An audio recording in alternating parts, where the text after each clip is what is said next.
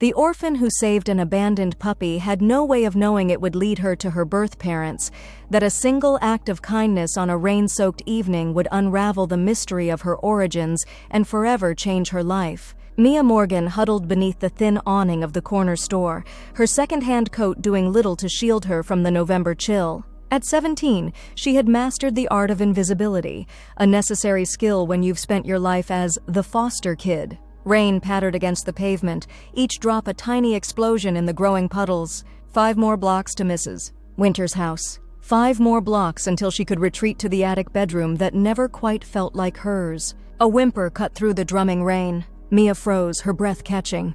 There it was again, so faint she might have imagined it. She stepped out from under the awning, rain immediately soaking through her worn sneakers. The sound led her to a soggy cardboard box tucked between overflowing garbage cans in the alley beside the store. Inside, trembling and soaked to the skin, was a puppy no bigger than her 2 hands. Golden fur matted against its emaciated frame, eyes large and terrified in its tiny face. "Hey there," Mia whispered, her voice cracking. "You're alone too, huh?" The puppy whimpered again, a sound so filled with helplessness that something cracked open inside Mia's chest. Without hesitation, she unbuttoned her coat and lifted the shivering creature against her body, feeling its rapid heartbeat against her own. "I've got you," she murmured, rebuttoning her coat around them both. "I've got you now." Mrs. Winters was not going to be happy. 6 foster kids already crowded the small house, and pets were strictly forbidden. But as the puppy nestled against her, seeking warmth, Mia knew she couldn't leave it behind. Some invisible thread connected them, 2 abandoned souls finding each other in the rain. The front door of the foster home creaked as Mia slipped inside, praying that Mrs. Winters was in the kitchen, distracted by dinner preparations. The smell of boxed macaroni and cheese hung in the air, accompanied by the chatter of younger children in the living room. "You're late, Mrs. Winters appeared from the kitchen, wooden spoon in hand, her perpetually tired eyes narrowing. "Dinner's in 10 minutes. Get cleaned up and—" She stopped, noticing the suspicious bulge beneath Mia's coat. "What's that?" The puppy chose that moment to sneeze.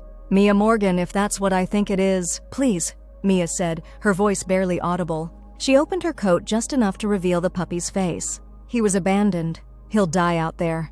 We've been over this. No pets. The landlord—" "I'll keep him in my room.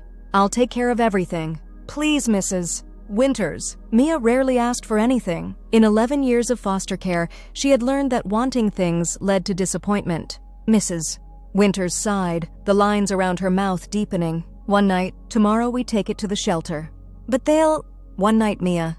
That's final." That night, Mia sat cross-legged on her bed, watching the puppy lap water from a plastic bowl. After a warm bath, his fur had revealed itself to be a beautiful golden color with hints of russet. She'd used her precious savings to buy a small bag of puppy food from the corner store, sneaking out after dinner.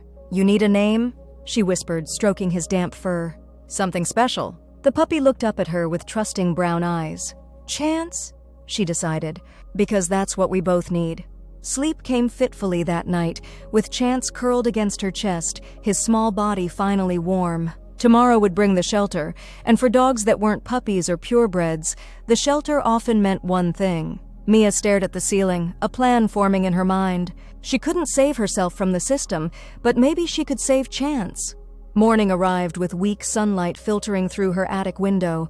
Mia dressed quickly, tucking Chance into her backpack with only his head poking out. She had made a decision. She would skip school and find someone to take him. Someone better than the shelter. The local veterinary clinic was 6 blocks away. Doctor? Reynolds had once treated a foster sister's sprained wrist when she fell from the backyard tree. He was kind, the type of adult who actually looked at you when you spoke. Bell chiming, Mia entered the small clinic, clutching her backpack against her chest. "Can I help you?" A woman with silver-streaked hair looked up from the reception desk. Her name tag read Eleanor. "I need to see Dr. Reynolds," Mia said, her voice steadier than she felt. "It's important." "Do you have an appointment?" "No, but—" Mia opened her backpack, revealing Chance. "I found him yesterday. In the rain. He needs help and I can't keep him." Eleanor's expression softened. "Let me see the little one." Mia carefully lifted Chance out, and the receptionist examined him with gentle hands. "He's malnourished, but looks about 8 weeks old. A golden retriever mix, I'd guess." Eleanor scratched behind his ears. "Doctor." Reynolds has appointments all morning, but I can fit you in at lunch. Can you wait? Mia nodded, relief washing over her. I'll wait. For 2 hours, Mia sat in the small waiting room, whispering reassurances to Chance, who dozed contentedly in her lap. The clinic filled and emptied with a parade of pets and owners, relationships of unconditional love that made Mia's heart ache with longing. Miss Morgan? Mia looked up to find Dr. Reynolds standing before her, chart in hand. In his mid-50s with salt and pepper hair and kind eyes behind wire-rimmed glasses, he radiated a calm that immediately put her at ease. I remember you, he said with a smile. Willow's foster sister, right? Eleanor tells me you found a friend. Mia stood, holding Chance carefully. I found him in the rain yesterday. I can't keep him, but I can't take him to the shelter either. They might. She couldn't finish the sentence. Let's have a look at him, shall we? Doctor! Reynolds led her to an examination room. Eleanor says you've named him Chance. Yes. Mia placed the puppy on the metal table, keeping a steadying hand on his back. Because everybody deserves one, Doctor. Reynolds checked Chance thoroughly. Ears, eyes, heart, weight, talking softly the entire time. He's underweight, but not dangerously so. No signs of serious illness or parasites, which is fortunate. Likely abandoned recently. He looked up at Mia. You did a good thing bringing him in. But what happens to him now? The question hung heavy in the air. Doctor. Reynolds considered her for a moment. I might know someone looking for a puppy. An older couple whose dog passed away last month. They've been patients of mine for years. Hope flickered in Mia's chest. Would they take good care of him? The best, he assured her. Their last dog lived to be 16. But I need to call them first. Are you in a hurry to get back to school? Mia looked down. I didn't go today. I see. His voice held no judgment. There's a cafe next door. Why don't you get some lunch while I make a few calls? My treat. He handed her a $20 bill. Eleanor will watch Chance. The unexpected kindness brought tears to Mia's eyes. She blinked them back quickly. Thank you. When Mia returned 30 minutes later, Dr. Reynolds was sitting in the waiting room, a peculiar expression on his face. I spoke with the Harrises, he said. They're very interested in meeting Chance. That's great. Relief flooded through Mia, though it was tainted with the knowledge that she would have to say goodbye.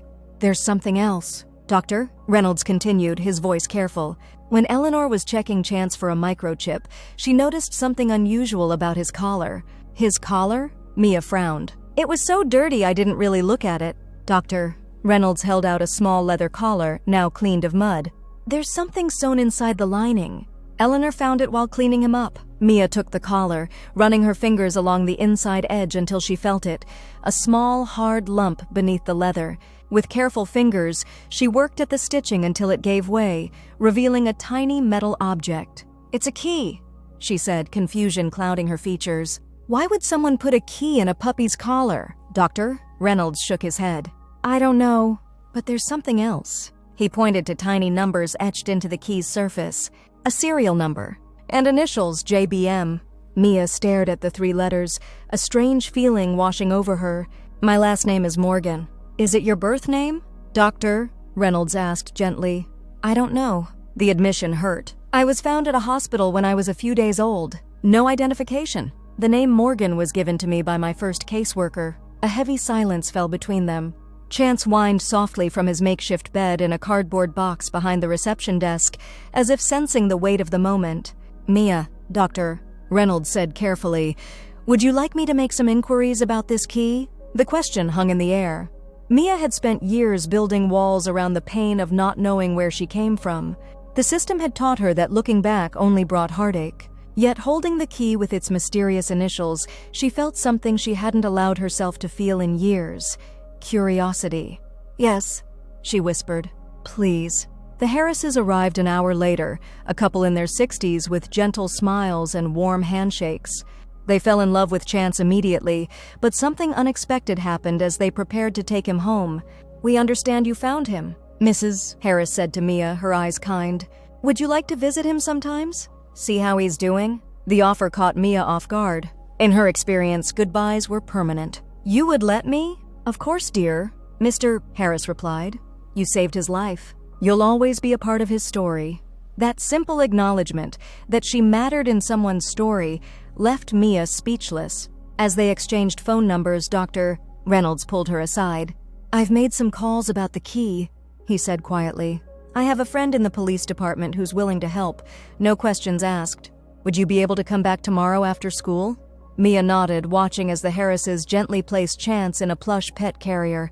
The puppy looked at her with trusting eyes, as if to say everything would be all right. Goodbye for now, she whispered, touching his soft head one last time. That night, Mia lay awake in her attic bedroom, the silence where Chance had been echoing loudly. The key sat on her nightstand, its presence both thrilling and terrifying. What if it led nowhere? Worse, what if it led to answers she wasn't prepared to hear? Mrs. Winters had been surprisingly understanding when Mia explained about finding the puppy a home. You did the responsible thing, she had said during dinner, which from Mrs. Winters was high praise indeed. Morning came too slowly. Mia went through her school day in a fog, barely hearing the teacher's words, her mind fixed on the key and what it might reveal. When the final bell rang, she practically ran the 8 blocks to the veterinary clinic. Dr. Reynolds was waiting with a tall, broad-shouldered man in plain clothes.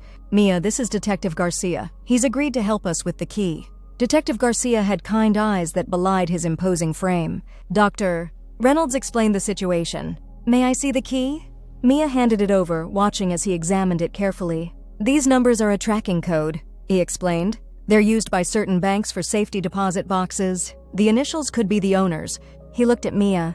I can run this through our database, see if it matches any reported missing persons or cold cases. How long will that take? Mia asked, her voice small. Normally weeks. But for Dr. Reynolds, I'll put a rush on it.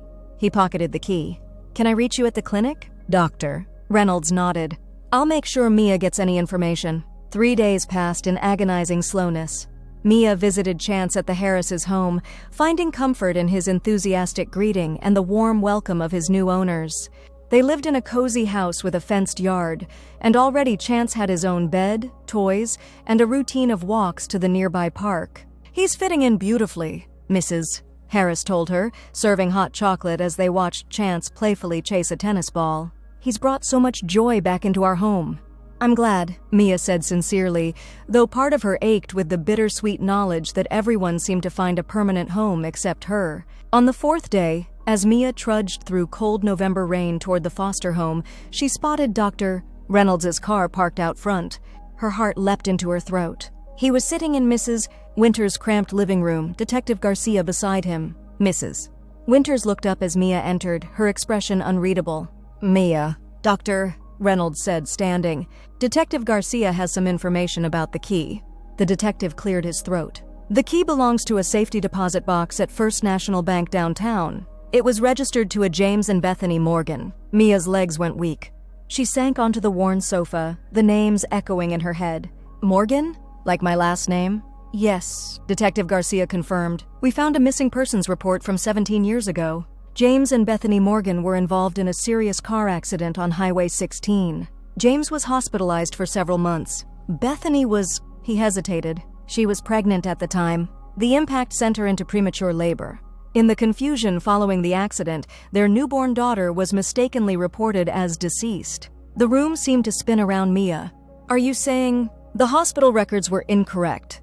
Detective Garcia continued gently. You were born during the chaos of that night, Mia. Your mother was unconscious, your father in surgery. By the time they were coherent enough to ask about their baby, they were told you hadn't survived. Tears blurred Mia's vision. But they're alive. My parents are alive? Dr. Reynolds moved to sit beside her. Yes, Mia. They never stopped looking for answers about what happened to their daughter. The puppy, Chance, belonged to their neighbor's dog who had a litter. They were going to pick him up the day they received new information about the accident report discrepancies. In the confusion, the puppy got loose. So finding Chance led me to them? Mia whispered, the magnitude of the coincidence overwhelming her. They want to meet you, Detective Garcia said. They live about an hour from here. They've been informed of the situation, and they're prepared for whatever level of contact you're comfortable with. Mrs. Winters, who had been uncharacteristically quiet, finally spoke. I'll need to contact your social worker, of course. There will be paperwork, verification. Her voice softened. But Mia, if this is what you want, I'll help make it happen. What if they don't? Mia couldn't finish the question. Dr. Reynolds understood. What if they don't want you? Mia, they've been searching for you for 17 years. They never stopped hoping. The meeting was arranged for Saturday. Mrs. Winters drove Mia to a small cafe halfway between their town and where the Morgans lived. The social worker, Ms. Patel, would meet them there along with Detective Garcia. Every legal precaution was being taken, but nothing could protect Mia's heart from the possibility of disappointment. She wore her best clothes, jeans without holes and a sweater Mrs. Winters had helped her pick out from the second-hand store. Her hands wouldn't stop trembling. "You don't have to do this today," Mrs. Winters said as they parked. "You can take more time." But 17 years had been time enough. Mia shook her head. "I need to know." The cafe was quiet, just a few patrons at scattered tables. Detective Garcia was already there, sitting with Ms. Patel and a couple Mia didn't recognize.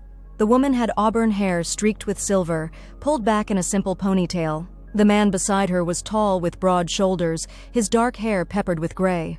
They were both looking toward the door, and when Mia entered, the woman's hand flew to her mouth. Time seemed to stop as they stared at each other across the cafe. Then the woman stood, her legs unsteady, and Mia saw her own eyes reflected back at her, the same unusual hazel with flecks of gold. "Mia?" The woman's voice broke on the single syllable. Mia couldn't move, couldn't speak. The man stood too, his arm supporting his wife, his eyes never leaving Mia's face. "You have your mother's eyes," he said, his voice rough with emotion, "and her smile." Something broke open inside Mia, a dam holding back 17 years of longing. She took one step forward, then another, until she was standing before them. Bethany Morgan, her mother, reached out a trembling hand, hesitating just before touching Mia's cheek, as if afraid she might vanish. "May I?" she whispered. Mia nodded, unable to speak past the lump in her throat. The touch was gentle, reverent. "Our miracle," Bethany breathed. "Our beautiful girl."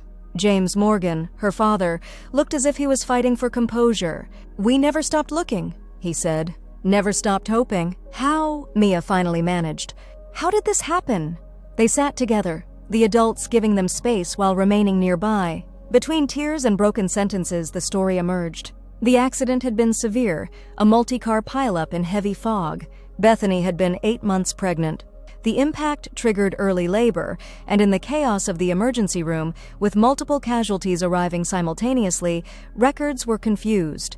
"I was unconscious for 3 days," Bethany explained, her hand never leaving Mia's. "Your father was in surgery. When we asked about our baby, they told us you hadn't survived. We demanded to see you, to hold you," James continued, "but we're told your body had already been processed according to hospital protocol. Something felt wrong about the whole thing, but our grief was so overwhelming. We buried an empty casket," Bethany whispered. "Visited a grave that was never yours. Over the years, they had investigated, hiring private detectives, filing inquiries, but the trail had gone cold. Until 3 months ago, when a retired nurse contacted them after seeing their story on a cold case documentary. She remembered that night, remembered the confusion, and believed a mistake had been made. We reopened the investigation," James said, "but finding you after all this time seemed impossible. Until chance?"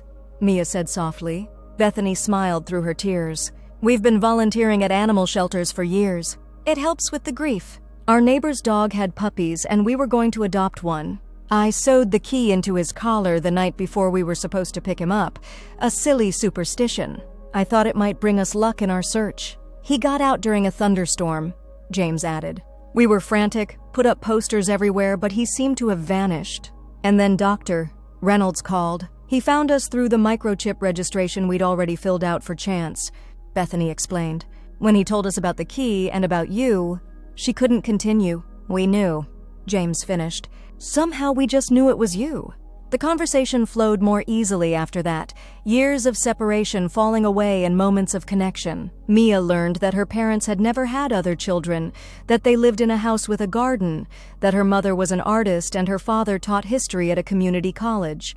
They had kept her nursery intact all these years, unable to let go of the dream of finding her. As the afternoon stretched on, Ms. Patel gently interrupted.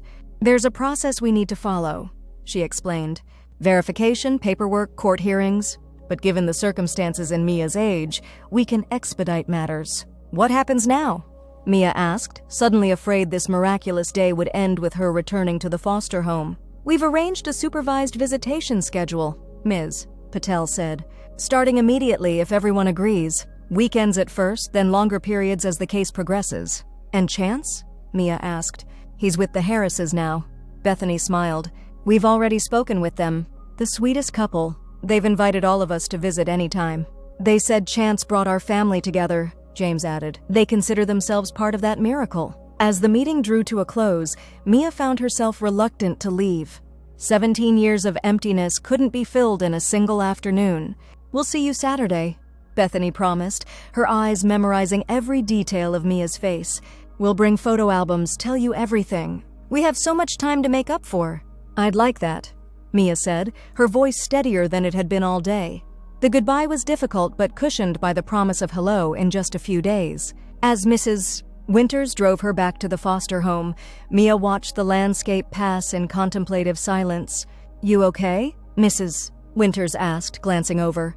"I think I will be," Mia answered honestly. "It's a lot to process." "You've handled it with remarkable grace," Mrs. Winters said, surprising Mia with the compliment. "Not many people would be so open after everything you've been through." That night, in her attic bedroom, Mia opened the small bag Bethany had pressed into her hands before they parted. Inside was a silver locket.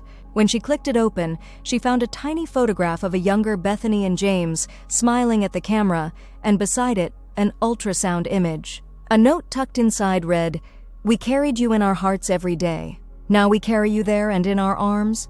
All our love, Mom and Dad." Mia closed her fingers around the locket, feeling for the first time in her life that she was exactly where she was meant to be, on the threshold of belonging. The following months unfolded like the pages of a story Mia had never dared to imagine for herself. Weekends with Bethany and James, Mom and Dad as she gradually came to call them, turned into week-long visits, then a transition plan that had her moving permanently into their home by spring. Her room, no longer the preserved shrine of a lost infant but a space thoughtfully adapted for a teenager, became her sanctuary. The walls, painted a soft blue at Mia's request, held photographs of her new extended family, grandparents who wept upon meeting her, cousins who immediately welcomed her into their fold, aunts and uncles who marveled at the miracle of her return. The Harrises became regular visitors, bringing chance for playdates that filled the house with laughter. The puppy, now growing into his paws, bounded between Mia and her parents as if he had always known they belonged together.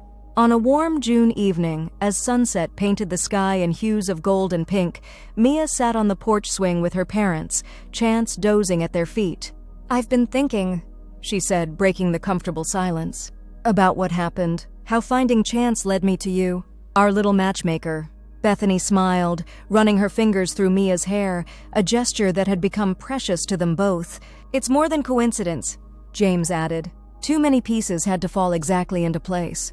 Mia nodded, watching as fireflies began to appear in the gathering dusk.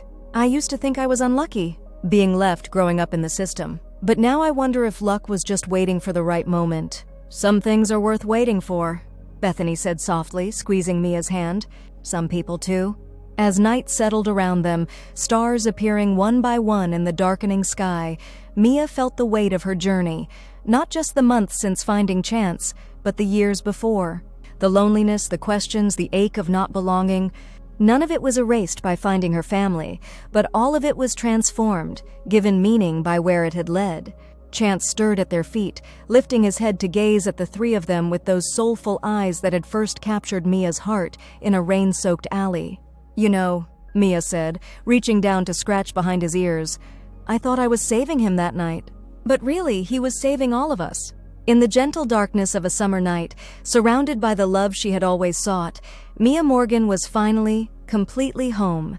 Her story not ending, but truly beginning, with the bark of a puppy who had led her exactly where she needed to be.